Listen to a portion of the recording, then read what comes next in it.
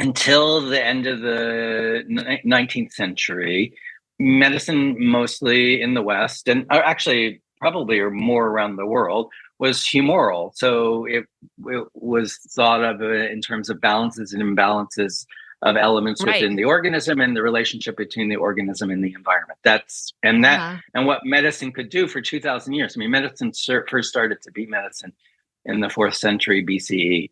And, basically what medicine tried to do was literally support and encourage the natural power of healing. Mhm. That's what they could do.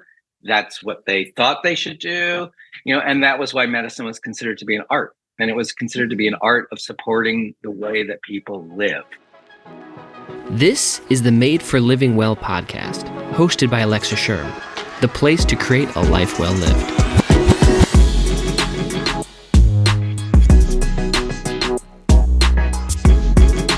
Welcome back to the podcast. This is Made for Living Well. My name's Alexa.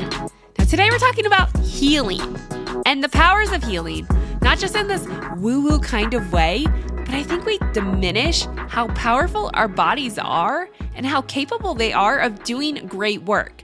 The problem is we don't always believe healing is possible, at least not internally. Right? That leaves us on this external goose chase to find the right things that might work for our system. But on my own healing journey, which if you've stuck around for any period of time, you know I crashed and burned while doing all the right things. And I had to learn the hard way that my job was not to change my body, but learn how to support it so that it could do the job that it was designed. And that means to heal. But even in the midst of that healing process, I also had to recognize that I was not just the diagnosis that I was labeled with. And that's exactly what our guest is going to talk about today, as he was diagnosed with some pretty life-altering, life-threatening diagnosis, and how he kind of got rid of those labels that he refused to let be his death sentence, and he started to learn how to heal. So today on the show, I welcome a guest to talk about who's written a book about healing called On Learning to Heal. His name is Ed Cohen. Ed has a PhD in modern thought from Stanford and has been an award-winning professor at Rutgers University. He encourages his students to reflect critically on things they often assume to be self-evident about themselves and asks them to consider whether there are more possibilities for who they can become than they currently imagine. Besides working as a professor, Ed has his own therapy practice where you can learn more at healingcounsel.com. Again, that's healingcounsel.com. And while you're there, check out his book On Learning to Heal. Make sure you check out Ed at healingcounsel.com. And don't forget to head to the show notes at thelivingwell.com, where I discuss more about my healing journey and how I use similar practices to help my body, my mind, and my soul heal. You can find all of that again at thelivingwell.com. And while you're there, don't forget to sign up for the weekly fill. Okay, that's it for now. Let's get right to the show and welcome Ed. Welcome to the show, Ed. I'm excited to have you on and share your journey, which is, I think, a journey that a lot of us can learn from because it offers so much hope and inspiration. So welcome to the show.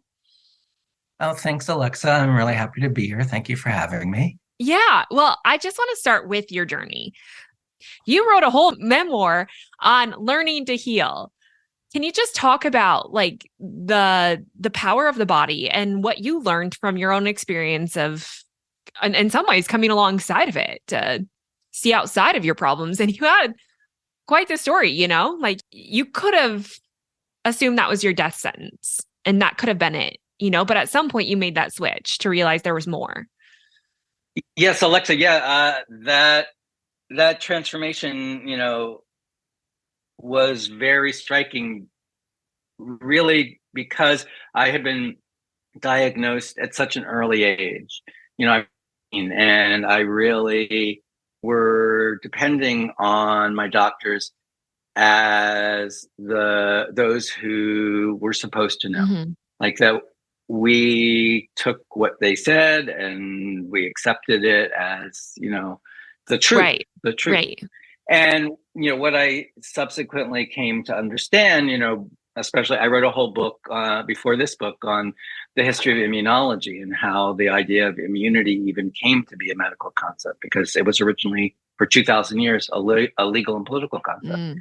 And why did suddenly at the end of the 19th century did it become a biological concept? And how does that metaphor? Can you explain that a little bit more? Sure, of course. Sorry, not to interrupt you, but yeah. Yeah. So no, I think a lot about this, like especially like in relationship to COVID, for example, in relationship to infectious diseases.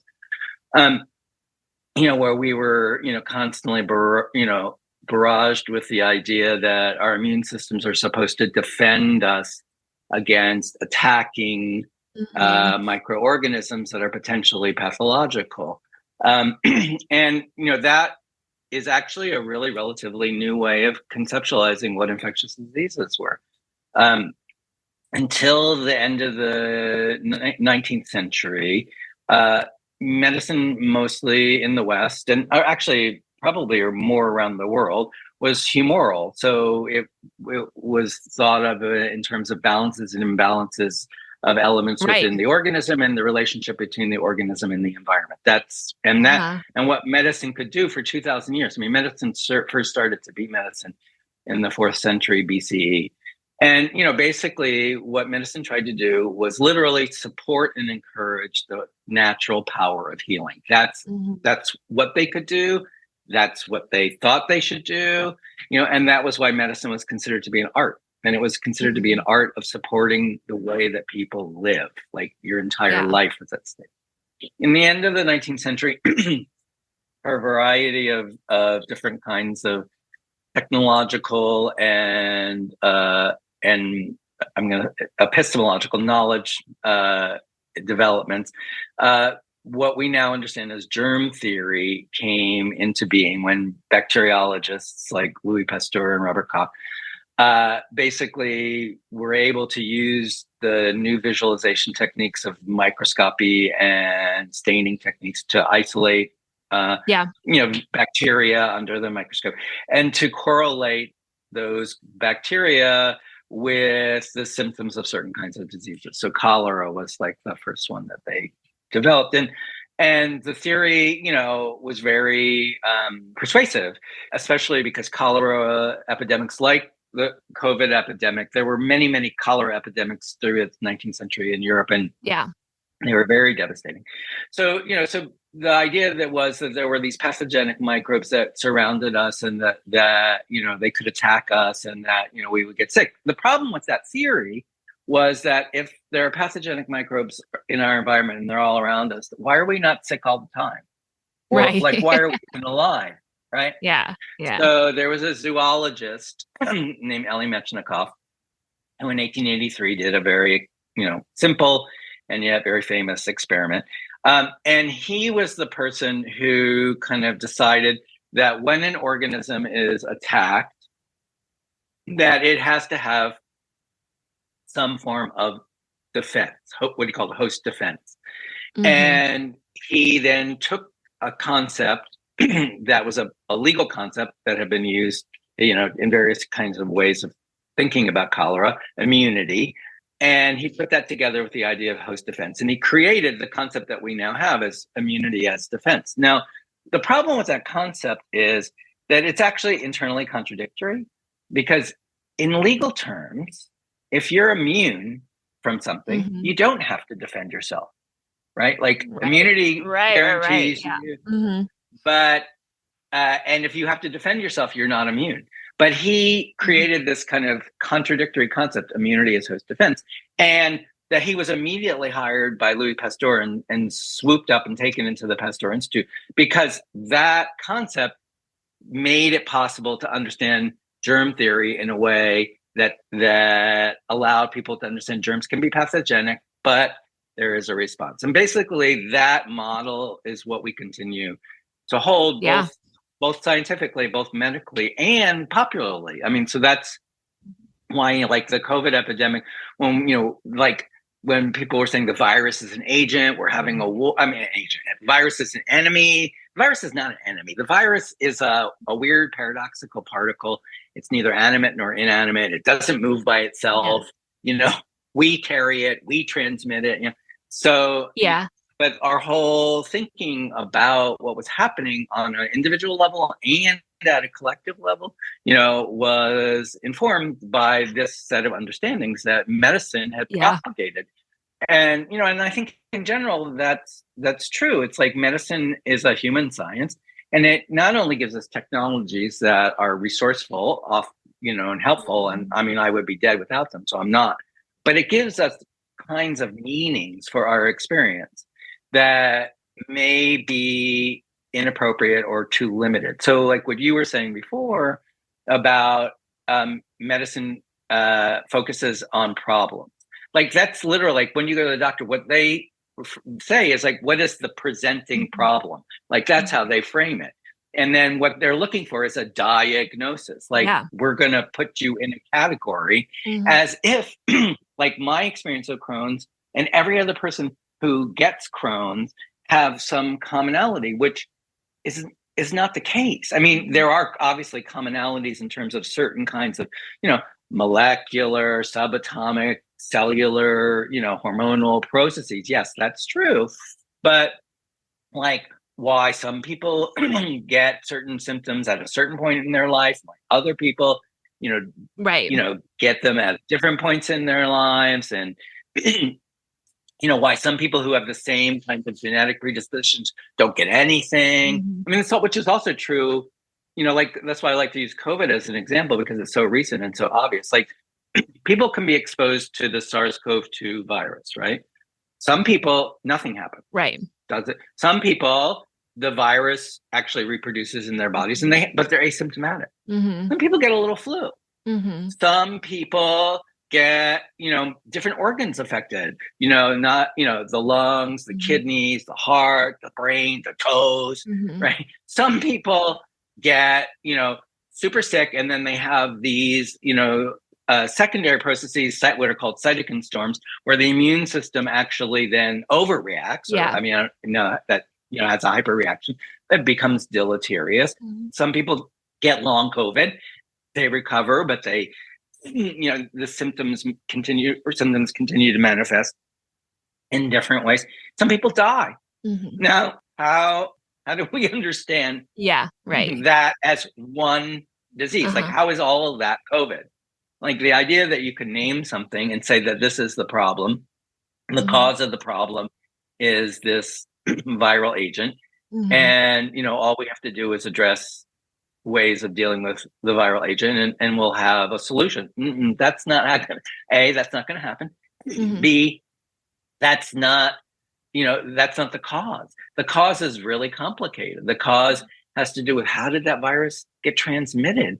If global capitalism hadn't developed these supply chain, issues that caused people to fly around the world constantly, there wouldn't have been the kinds of transmissions that we have.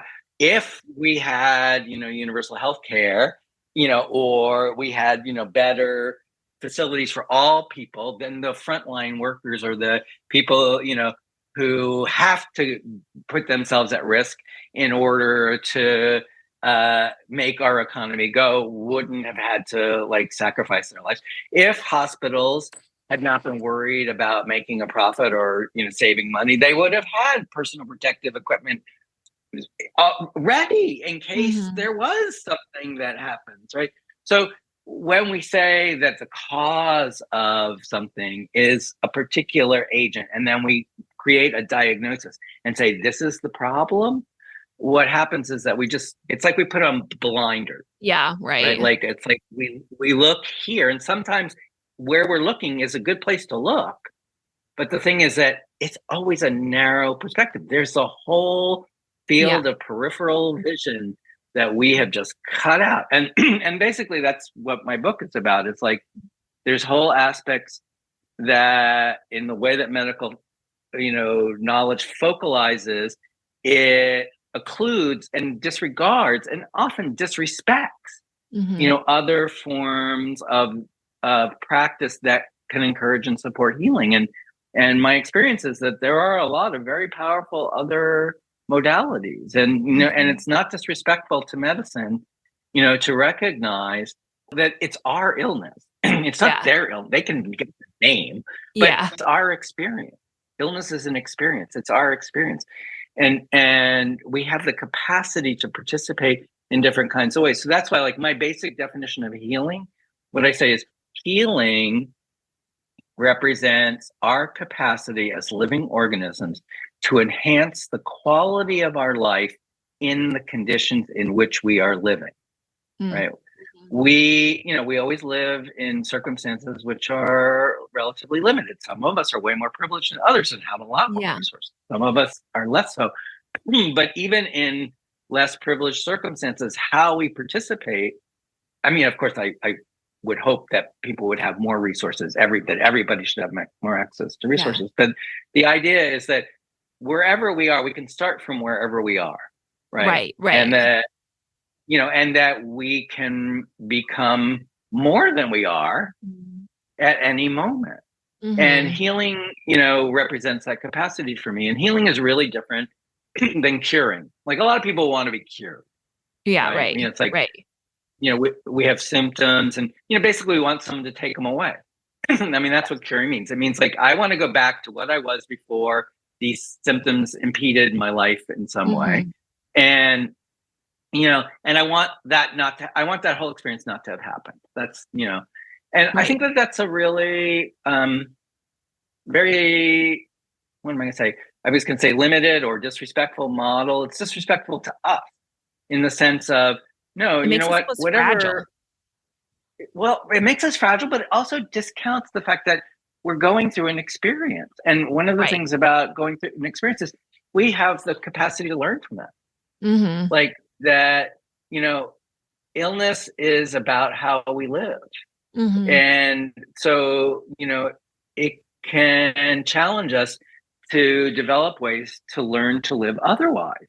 And sometimes those ways of living otherwise really will change our entire way of being in the world. And, and also, the idea that somehow we, we can eternally go on living, that we can be cured of everything. I mean, like, one of the things I say to people, and they get really kind of tweaked out a little bit sometimes, but, sometimes dying can be healing. That, I mean, in fact, one of my teachers says this thing, which I think is incredible. She says, well, look, death is going to come for all of us at some point. But when it comes for you, make sure you're as alive as you possibly can be. Yeah. And I'm just like, I mean, that to me, when I heard that, I was like, wow, that is so amazing in terms of thinking about how I want to live my life. And, like my friends, like, I mean, I've been through a lot of death, my own near death and other people's deaths. And I have witnessed people who in their, their process of dying actually are transformed. Yeah. Can let go of whole burdens that they've carried their entire lives, whole mistaken ways of thinking about themselves, whole lies that they've told themselves about who they are, and can be freed from that, And I'm not advocating people should die. Right. But it does. It changes what I feel like the Western scope of medicine has taught us is almost to fear that point. And absolutely, so much of health is how long can I live, and instead of looking at, but what is the quality of the life lived, which to me is more important than the number of years that we can withstand. Because even when you talk about, when you're talking about what happened in medicine prior to the switch with immunology, is like, we were looking for a state of balance. And, I get the argument of, but our lifespan has increased, but has our quality increased? Or have we gotten a little bit more, how many people in this world and are living strapped to medicine? And again, I use medicine, but how many of us that is our life because we know no other option? And what quality of life is there with that? I don't know. I just like how you brought in, like the whole aspect of regaining some, like medicine used to be about creating that balance inside your body, of the art of healing in a way. Well, exactly. That that medicine, before there became the science of medicine, medicine was like the art of healing. That was Mhm. and even, and it is the case. Obviously, we have increased lifespans, we've decreased certain kinds of mortality and morbidity, but we've also increased certain kinds of Yeah, right. mortality and morbidity, like, chronic illnesses. I mean, of course, people like me probably would have been dead already, but we have all of these things that never were persistent problems before, and especially kinds of like type 2 diabetes, or I mean there's all of these things that have developed partly as not a result of medicine, but as a result of the way that we live in the world, in part supported by the kinds of ideas that medicine has disseminated about what it means to be a living being in the world. Mhm. And before the science, medicine became scientific, it's interesting because public health in the 19th century, which was organized around how people live, so adequate water, sewage, housing, food, right? That was like actually the first big bump in increasing lifespan, was Yeah. actually addressing how people live. And the Yeah. shift that happened was, instead of thinking about how people live collectively and understand that like Mhm. community, that Mhm. that collective living is part of our ability uh to live vital, flourishing lives. The corollary of the bacteriological immunological revolution in medicine was Mhm. to focus the concern with illness on the individual body, right? So Mhm. rather than thinking about how our relations to each other as being really important aspects of who we are, it really locked us into this idea like we're in a kind of skin envelope, Yeah. and everything that has to do with our health and well-being is inside our epidermis, and everything outside is just sort of secondary, not Yeah. essential.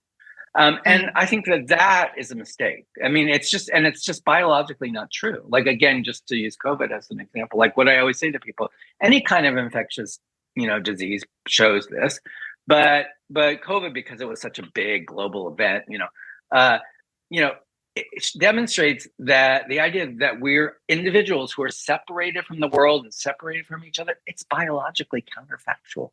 Mm. Like, we are connected to each other. And Mhm. one of, Right. like, at the very beginning of the COVID epidemic, if you remember, like when we were asked not to touch each other, Yeah. and Yeah. how freaky that was.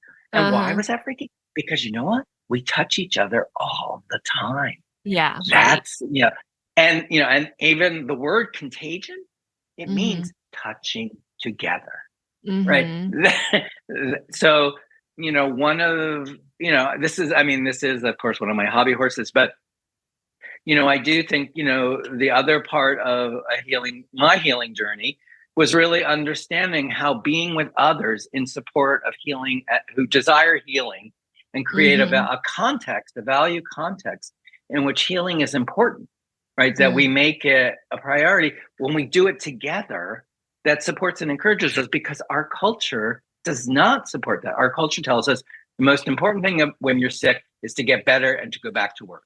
Like, Yeah. that's Right. Yeah. Goffman, a very famous sociologist, says, the sick role is to get better so you can go back Uh-huh. to work, Yeah. right? And it's like, no, well, what if like healing is about, maybe I'm learning something from this Uh, experience, and maybe that is a form of productivity. mhm. Maybe I'm becoming a bigger person, and I can then, as a result, do things in the world that I couldn't have done before. And maybe part of that is because I'm learning how to be with other people in ways where we can collectively do Yeah. things, that support and encourage us. So even like your podcast, for example, I mean, that even now that there are all of these, venues where people are trying to develop connections with others to share, Mhm. these different perspectives. And I think, we have to understand that is very important. Yeah. And that itself is healing. It's in support, Yeah. it's in support and encouragement of the value of healing. Yeah. Yeah. I love that interdependence because I think in my own healing journey, I recognized that this was not just a battle of my body, but it was also the emotional connections that were maybe hurt, or it was this emotional aspect, and could say the psychological aspect, but then there's the whole spiritual aspect of it as well, of like recognizing that we are more than just a body staying alive. Like No, we have absolutely. our whole system and we are here to work together, and that role is lifting each other up. But like you said, that's really difficult in the world that we live in because we're so fear-based and almost taught to be this independent human who doesn't ask for help. And that's the ideal role. So how do you show someone, or like, can you give us a vision of what does this look like to not see health as this end destination that you're cured, but to really go on this healing kind of journey to learn how to heal? What does that look like? I suppose it's different for everyone too, but just some overarching ideas. Right.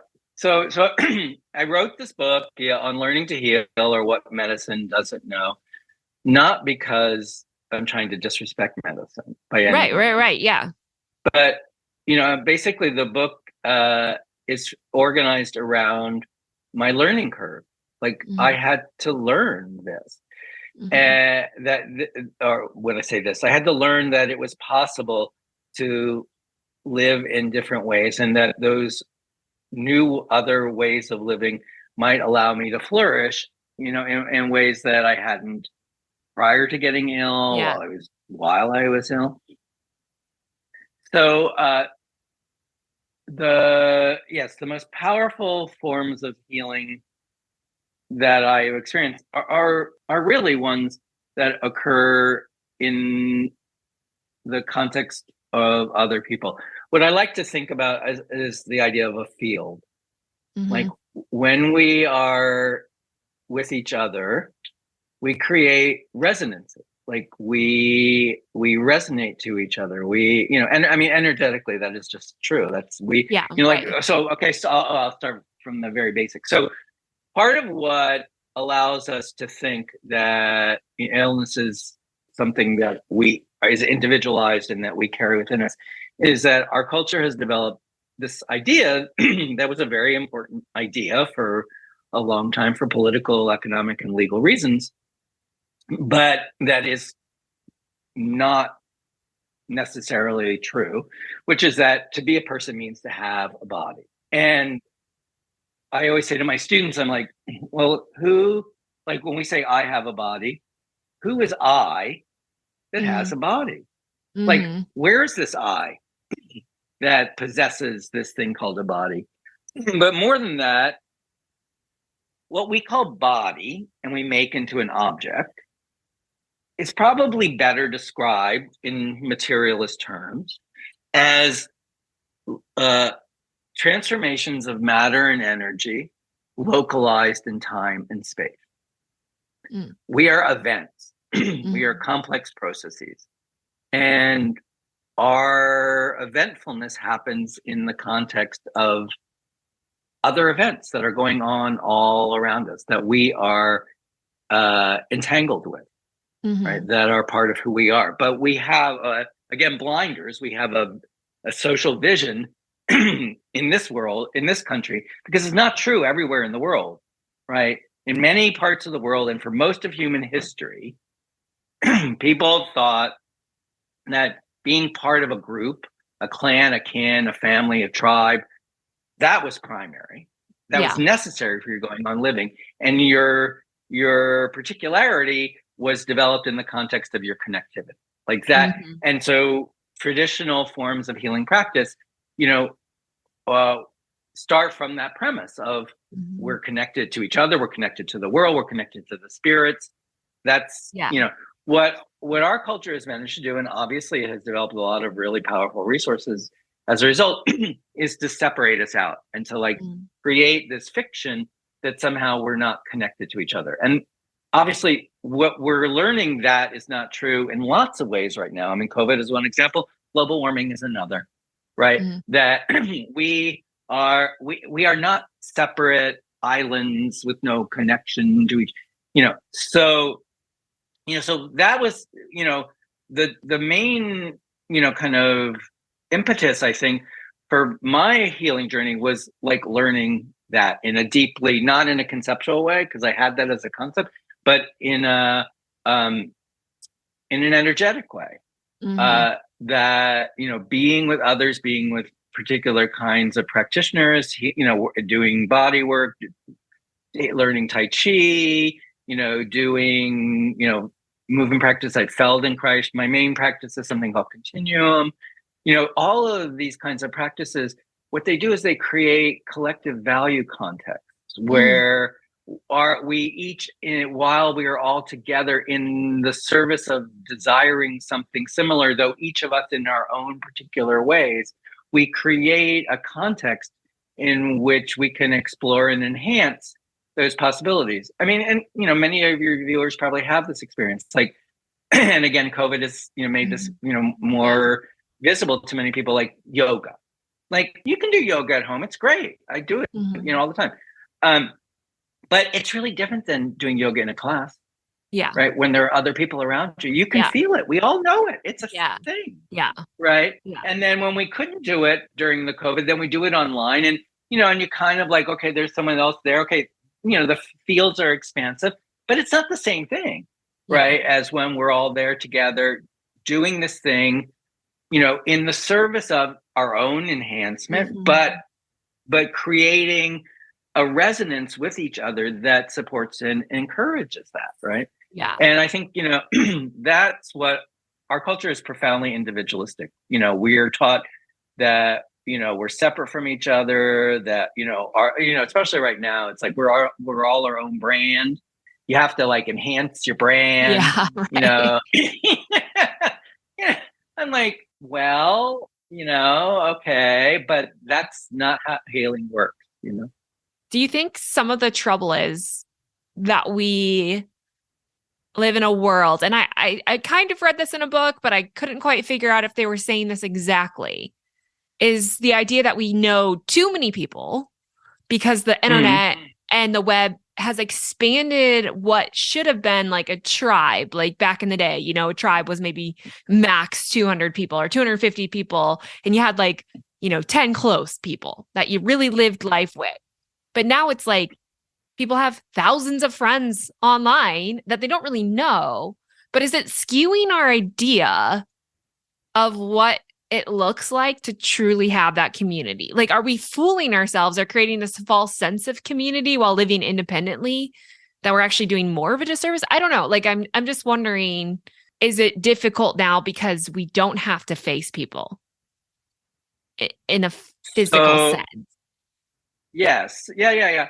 So I think it is the case in the development of human history for long, like 50,000 years, that the introduction of different kinds of technologies, like Mhm. flint arrowheads, in the or like the alphabetic writing, Uh-huh. or the printing press, or like all of these technologies are prosthetic for how we as living organisms can live in a world, where we have to live with others. Humans are seemingly fundamentally social beings. Language would be another prosthetic like that at some point we Yeah. develop.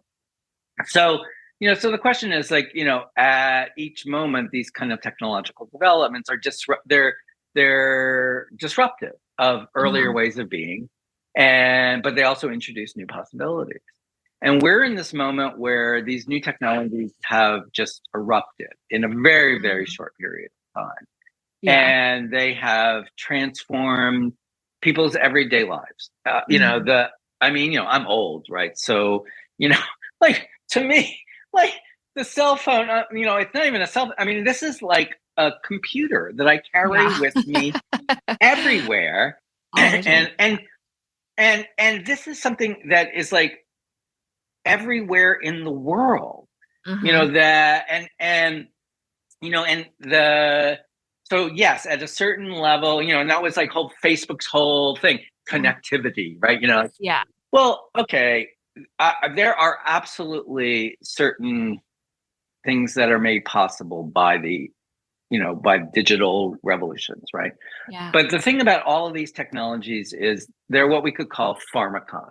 And, so the word pharmacon, like pharma, we know big pharma drug.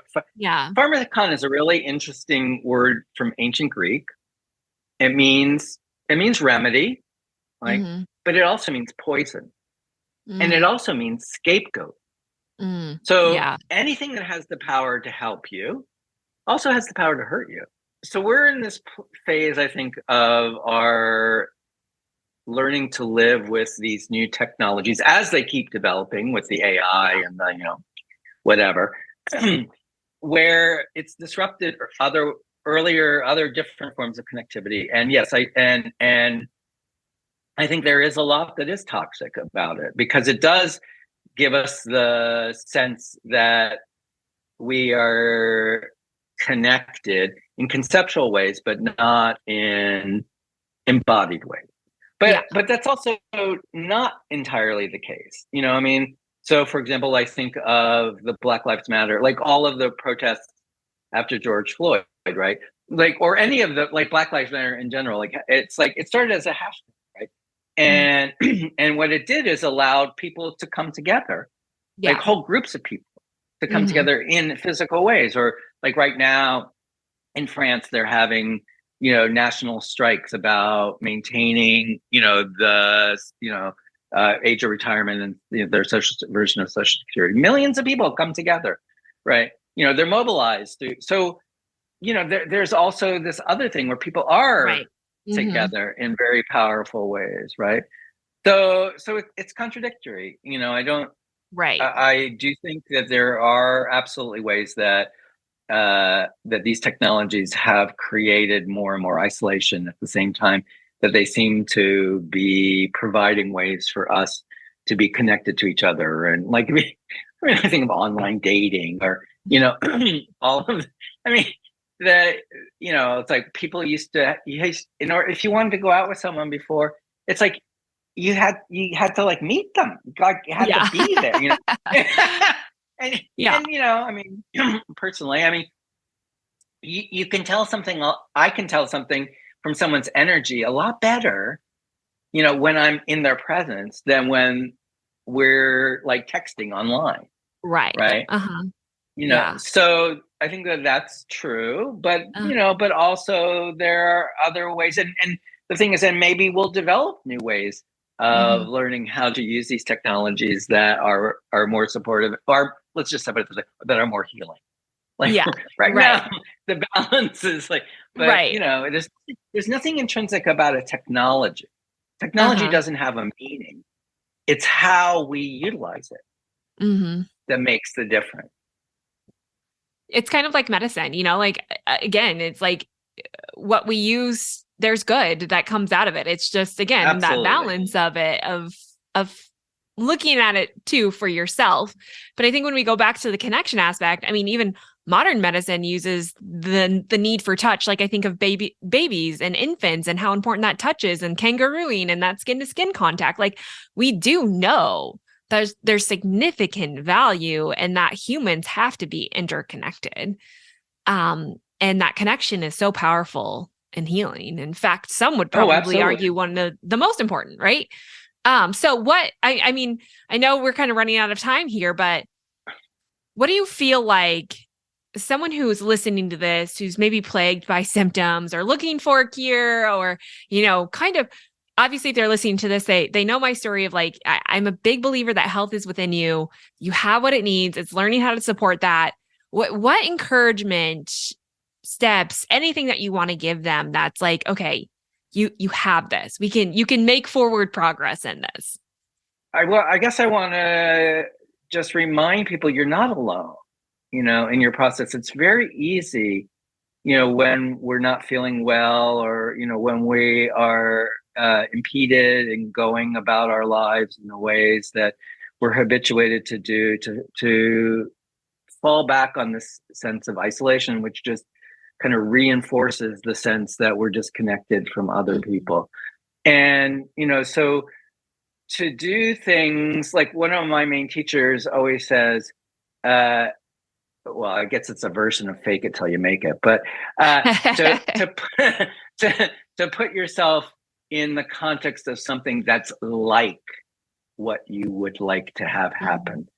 That's when I say, like, when I try to say, like, we need to, it's helpful to learn to desire healing, to value healing. It's to tend towards healing. To tend etymologically means to stretch. To stretch yourself out in the direction of what you desire to happen. It doesn't mean that it's going to make it happen. It's not particularly magical. But I mean, in my experience, until I could desire healing, I had no idea that there were resources available. And once I was like really clear to me, like I had a very specific moment at which I realized either I could continue going through these kinds of crises and near-death experiences that I'd had, or I could learn new ways to live. I mean, it was just like, I mean, it was a mystical experience. I won't go into the whole thing, but once I had that realization, I was like, no, I don't want to do that again. Yes, I want to. All of a sudden, all of these teachers that I would never have considered before, I would not have recognized as being important, suddenly became portals for me to move through the world. So, the basic thing is we are always more than we know. There is always, the universe has so much more possibility that we can realize at any particular moment. And so, that's why, like, the desiring of healing is itself is a step of healing. To be like, yes, my doctors are, helping me as much as they can. Yes, they're very powerful. But I have the desire to enhance my life at this point, whatever it is, given whatever the limitations are. I have a desire to grow. I have a desire to learn. Yeah. And, once you affirm for yourself the desire to grow, to learn, then you begin to look at the world in different ways, and you begin to see things that may have always been there, but you never really, took into account. Yeah. So, so my basic line to people is we're more than we know. We are more than we know. We are more intelligent than we imagine at this current moment. That as living organisms, we are actually brilliant beings. And, and join with others and, try to bring more of that brilliance into the world, whatever your journey is. And then, to go back to like what I was saying, my teacher said before, death will come for all of us at some point in our lives. The thing is that when it comes for you, be as alive as you possibly can be, whatever that means in whatever circumstances you're in. Yeah. It's so good. And I love the community aspect, because I think sometimes too, it just shows you that vision, and why I'm excited to bring this podcast out of, I think we so often can get stuck in these stories, and that's what we see. And if we don't see something outside, it's never really safe enough, especially when you're kind of living in that heightened sympathetic state, to kind of move yourself into. So just talking about it and hearing stories of other people doing it, I think it gives a lot of hope and encouragement that, okay, you can do this. You can take those steps in the right direction, and every step is a step forward. And yeah, I'm so encouraged that you were on to talk about this. I thank you for sharing your journey and doing the work. Oh, my pleasure. That you can be a story for us to learn from. Where can we learn more about you and the work that you do? I'll make sure and link it all up in the show notes, but I want to hear from you where we can follow you and find more information about you, and of course, your books. Yeah. So I have a counseling practice for people who are interested in healing. Oftentimes that means people with chronic and life-threatening illnesses, but it could just be anybody who is interested in enhancing the quality of their lives and the condition in which they live. And so my practice is called Healing Counsel. and you can reach me at healingcounsel.com. And on that page, I have a contact page. You can write to me, and I'm happy to chat with you for 15 minutes or so and see if it's an appropriate, kind of connection for you. I also have written a number of books. Most recently, my book is called On Learning to Heal, or What Medicine Doesn't Know. And it's on Amazon, but in all of your favorite book dealers, but it's also on my website, healingcounsel.com. You can order through me or through whoever. I'm really happy to share my experience, because basically, I'm a teacher. I've been a professor for 35 years. And one of the things about being a teacher is I love to learn, and I love to share what I learned. I am really happy to talk to people. I'm really happy if people read my story. And if it can be of use to you, then, please be in contact. Yeah. Well, I thank you so much for being on the show. It has been a wealth of knowledge, and it's so good. Thank you. I love Elise, and I learn so much every single time I talk to her. She's a gem, and honestly, one of the nicest human beings I've ever met. Now, you can learn more about this show and get additional information and help and practices over at thelivingwell.com. I've written an entire blog post about taking things to the next level and really healthifying your thoughts and getting unstuck. So make sure you check that out at thelivingwell.com. If you like this podcast, you're going to want to stick around this summer, because the summer series is about breaking old stories and building a new one in health. I'm so pumped to go through it. It's kind of the work that we talk about, but we don't really do because maybe we don't know how to do it. Well, this summer I'm breaking it down step by step, and we're going to do it together. So make sure you stay tuned for that. But in the meantime, we have lots of great podcasts coming your way. The next podcast is a new month with a new podcast with a new planner topic on how to like yourself, which is coming out next week with my husband, Peyton Sherm. So stay tuned for that, but don't forget to head to The Living Well to learn more about the show, sign up for the weekly fill, and check out other articles that you're going to love. Okay, that's it for now, and I'll see you back here next week.